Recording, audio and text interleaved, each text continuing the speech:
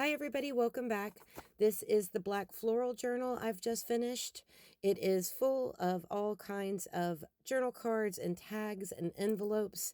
I have coffee dyed papers and regular dyed papers. I have put in the digital kit Black Floral from SweetPeaCuriosities, and it is just full of good stuff. She's 5 inches by 8 inches with a 2-inch spine, and I have put all kinds of sari silks, laces, trims, beads. It is just full of good stuff, and I hope you enjoy this flip through.